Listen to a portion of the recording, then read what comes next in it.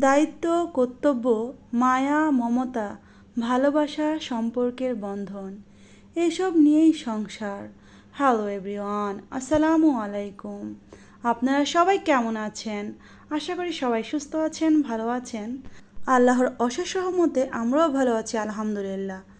যে প্রিয় প্রিয় আপু ও ভাইয়েরা আমার ভিডিওটা দেখতে শুরু করেছেন, সবাই একটা লাইক দিয়ে আমার ভিডিওটা দেখা শুরু করবেন। এই তো আজকে সকাল থেকেই ব্লগটা শুরু করছি। সকাল থেকে আমার সারাদিনের রুটিন নিয়ে আজকে আমার ব্লগ সাজিয়েছি। আশা করি ব্লগটা আপনাদের খুব ভালো লাগবে। সকাল ভোরে আপনাদের সাথে শেয়ার করছি, এইখানে একটা কমলা গাছ আমি বুনেছিলাম।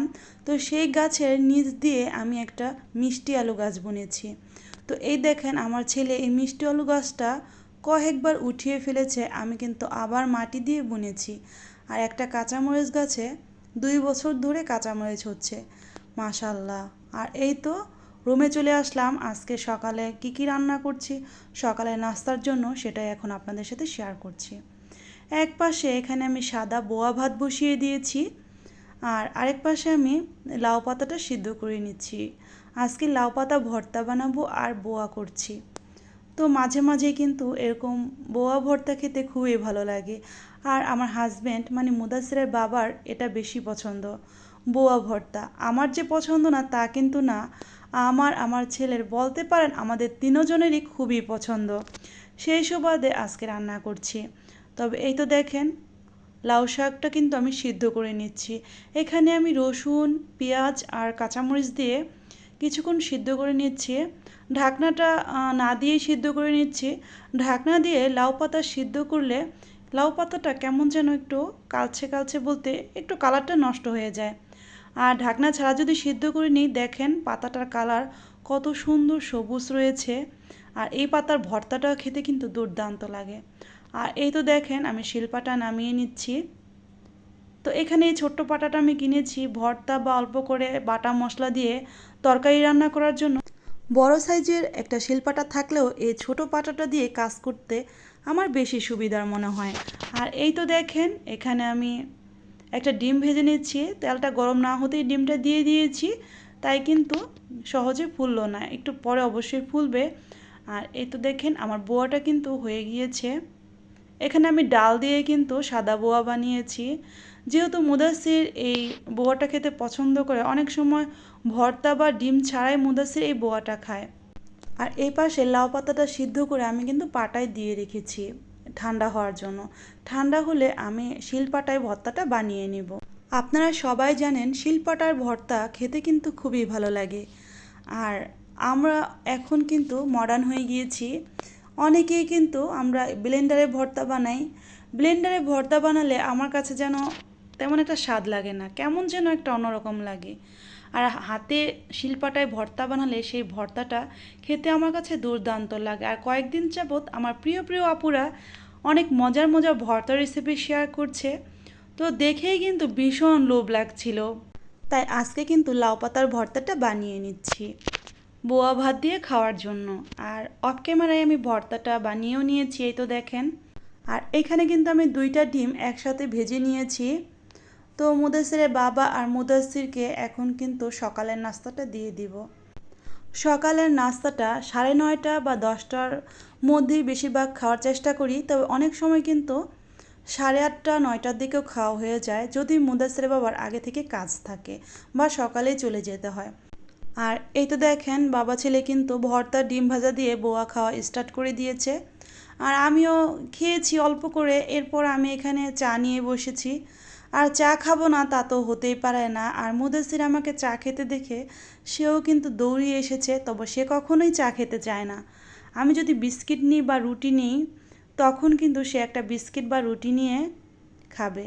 মুদাসিরের বাবা যেহেতু চা খায় না, আমাদের বাসায় মানে আমার ঘরে আমি একাই চা খাই। আর মুদাসিরকে আমি অনেকবার চা খাওয়ার জন্য বলেছি, কিন্তু সে চা খেতেই চায় না, সে শুধু একটা বিস্কিট খাবে।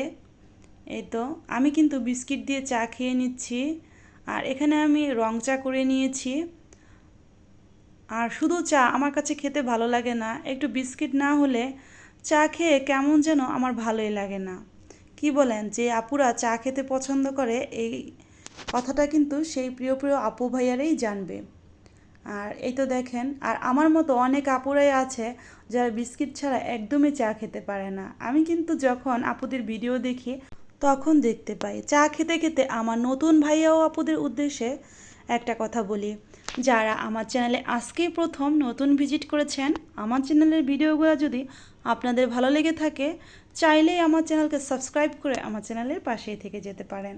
আপনারা যদি আমার পাশে থাকেন, আমাকে সাপোর্ট করেন, আমিও কিন্তু আপনাদের পাশে থাকব, আপনাদের সাপোর্ট করব। আর আরেকটা কথা বলি, আমি সবার ভিডিও কিন্তু ফুল ওয়াচ করে দেখি। আর যারা আমার রেগুলার ভিউয়ার্স তারা তো জানেনই, আমি কিন্তু সবসময়ই ফুল ওয়াচ করেই ভিডিও দেখি।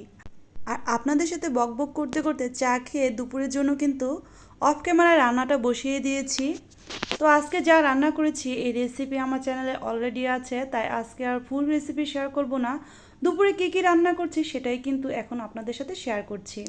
তো যেটা বলতেছিলাম সেটা হচ্ছে, আমি আপনাদের ভিডিও সবসময় ফুল ওয়াচ করে দেখি। আর আমার যারা বন্ধুরা আছেন, আমি জানি আমার বন্ধুরাও আমার ভিডিও ফুল ওয়াচ করে দেখে।